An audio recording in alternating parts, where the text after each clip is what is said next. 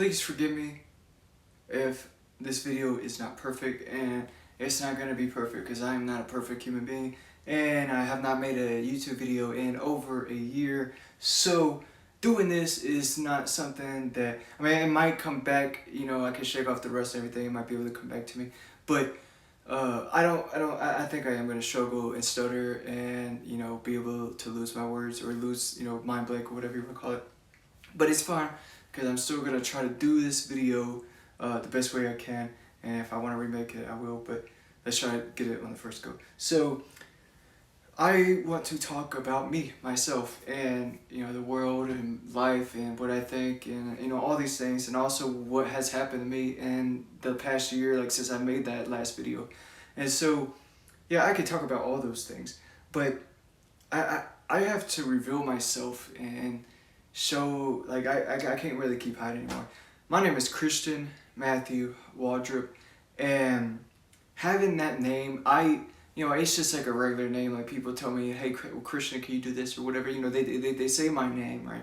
And I just take it like it's a label, or it's a, like, I knew since I was a kid that the name Christian, like, it meant something more than you know, just the name of a religion. Like, having that name as a human being, and I had, you know, try to talk about this with someone who, you know, with other people who have biblical names. But I was saying, not like you have an expectation to be righteous or holy, but it's like, I don't know, man, like your decisions and like a lot of that stuff that, like, I felt like my name Christian had a huge impact on my relationship with Jesus Christ. What I was trying to say is, if you have a biblical name, it does something to your mind. Like, I can't, it's hard to describe everything that it does, right? But it, like, having the name Christian, okay, and especially since I was kind of, you know, I did have people try to get me to go towards Jesus, but no one was really like convincing enough for me personally. Well, one person, well, a few people actually, and it was the few people that talked about it and prayed, and, you know, they said they read the Bible, but they tried to, like, kind of keep it to themselves, but they didn't want to push it on other people. And I kind of respect that, man, because it was like something about pushing on someone, try to force someone to do it. It just, I didn't like that, man, and I didn't like when people did that to me. And I understand that, you know, they're just trying to help and everything, but I don't know, man. It makes me think of how much having the name Christian Matthew Waldrop has changed my life, like or just what it's done for my life. And I already kind of understand this and why I am the way I am, and, well, you know, and I kind of just want to explain it, and I'm kind of just going all over the place. So, as a kid, I believed in Jesus.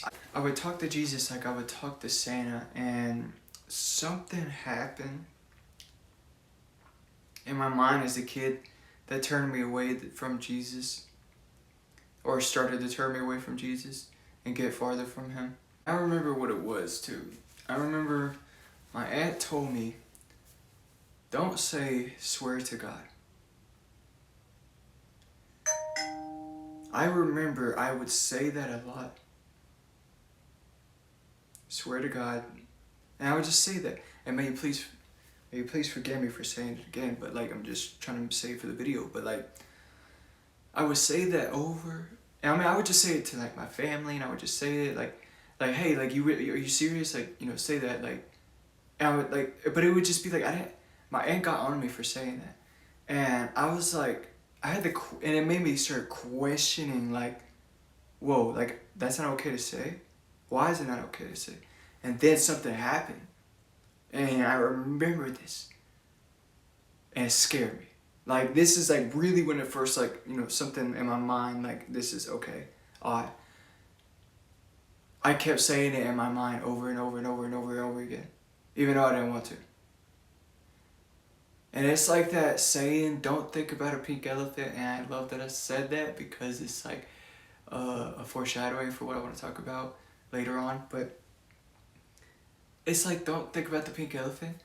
And that's what it kind of was for me. I couldn't think about anything else, and my mind just got stuck on that sentence and just kept saying it and saying it. And in my mind, I was like, God doesn't want you to say it. God, like, I don't need to say this.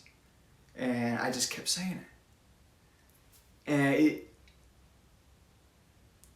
And when that happened, it made me think like I didn't have control over my mind. As a kid, you can't even really fully realize that, but I was like, oh, okay. Like, I don't know about this. Like, and I didn't really know how to talk about it with anybody. I think I did try, but my mom, like, every time I try to open up to my mom, it's just like, I don't know, man. That's a different issue. But I just remember there would be things I would try to reveal to my mom, personal things. And I guess she didn't get it. She didn't understand. She was trying her best. She was a teenage mom. And so I'm trying my best to understand and everything. But I just remember, like, I did not know how to deal with this growing up. And, I've been in mental hospitals when I was a kid. A lot of stuff has happened to me. But I remember that specific thing happening. And then another thing, too, afterwards, when I was going to stay at my grandparents for the weekend, and I would go to church on Sunday with them. And I did it because, I did it for them, and, I wanted to, a part of me wanted to, but it was boring to me. But another, like, why I didn't like it, another reason why I didn't like it, why I stopped going to church as a kid, besides boredom, was because I couldn't talk to beautiful women. And I was scared to, too scared to. And I stopped going to church, yes, because it was boring, but also to make an excuse, I'm too scared to talk to this pretty lady, and I rather just avoid going to church because, and that, what they say, hit two birds with one stone. Talk about stifling, hurting your growth as a human being, not being able to talk to beautiful women, being too scared to, and then turning away from church and Jesus, like, at the same time. Like, that was another thing that happened. And, this all happened to me as a kid, okay? And then I tried to, keep being a kid, playing video games, going over to friends' houses, sleepovers, birthday parties, Christmas, holidays, just keep being a kid. That's what I kept doing. Because I just, try to, do decent grades in school and everything, do decent in school and all that stuff. But, like, I just remembered, man, like, I knew I needed to figure it out, but, procrastination, all these things, I'll put it off later because right now, I want to keep being a kid. And I just, like, it was just like, it happened. I can't go back and change it, and I just have to learn from it. But I just remember I was focused on video games, just when all that stuff happened, it seemed like I didn't want to grow as a human being, and I just wanted to keep being a kid. And that is fine, and I forgive myself, and I still gotta try to forgive myself. Because I really wish that, like, and I remember when I was a kid, I was like, there's gotta be something better I could be doing than playing video games. I remember thinking that as a kid, something that could help me when I get older. So, and I remember when I was like, don't think about it too much, just keep playing the game and have fun. And here I am. But anyway, I did that stuff, and then, when I was about 13, and I think about 14, that's like the age where you start going through puberty, and then lust enters your mind. And this was a problem for me because, like I said, I quit going to church because I was scared to talk to beautiful women. And something that I had learned, recently, I know this back then, but beauty is subjective, but you see beauty in the eyes before you get lust. Like, kids know when they see a pretty lady and a beautiful woman. They know what beauty looks like. So, and I had to understand this too, because something happened to me, and it's just like I have to talk about it, and I try to talk about it with God, but I have to talk about, like, it's hard to talk about it with anybody, but I have to tell the world, like, it's the only way. And I understand that people are going to treat me differently after I talk about this, but like I have to, because it's the only way. Like, okay, I'm just trying to make it make sense, but like you have to understand, like, I did what I did, but like, okay, so like I said, quit going to church because I was scared to talk to people. And then when 13 or 14, and I didn't have a dad to grow up to talk about this, and I tried to talk about my mom with this, but like, you know, she didn't really want to have that conversation, but I understand, and I'm not trying to blame my mom, but like, when lust entered my mind and I was too scared to talk to women, I almost ended up raping a woman. 2 women.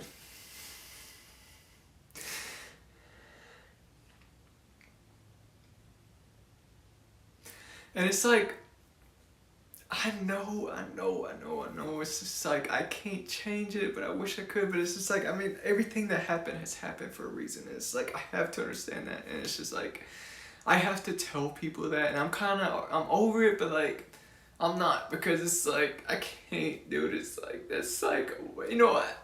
I can't remember if I was 13 or 14, but as a 13 or 14-year-old, and I get it, that lust just entered my mind. I didn't, you know, it's just kind of new to it. I didn't understand, like, what it means to, like, you know, objectify women like that. And already being scared to talk to beautiful women, like, that already add to it, like, and it's just like, you know, I'm not trying to justify myself or make excuses. I did what I did, and I am sorry. And I tried to get in contact with the women and try to apologize to them, and it's just like, there's nothing I can really do to take away the trauma from them. Like, I just hope that like, if I got rich, I would still try my best. Like, you know, I tried to talk to them. I found one of their brothers, and, you know, because I was his friend, you know, kind of, I don't know if I'm still him, but I got in contact with one of them brothers, and I told him, I said, please tell her that I'm sorry, and all that stuff. And I tried to, like, you know, share some of the things about my life and like what I know to try to like make my apology better. Like, if that makes sense. Like, I didn't want to just say sorry and then just say, oh, I'm sorry, and that's it. But I wanted to like give them something, you know, I didn't have money or anything, but like give something of value where it's like, and that's the main thing, was like, I didn't want to go and like, you know, process this or deal with this, because, or why I procrastinated on dealing with this, because I didn't want to tell them just a straight up I'm sorry. And I know I needed to, but like, I mean, I'm scared how they're gonna react and all that stuff, but like, I didn't want to tell them I'm sorry, because me personally, I like it when you have gifts with apologies. Like, it just makes it better. At least it makes me feel better. Like, when you give me an apology and then you give me a gift with the apology, it makes me feel better. So that's, and I understand this is something dark. Like, it's dark. And you can't really sweeten it. Like, I mean, I tried, but like, because I didn't want to just, but I tried to, and I if I get myself in a position where I have more to give, I want to try to reach out to them again and try to give them more to make up for what I did. Cause I still feel bad. Like, but like, it doesn't even stop there.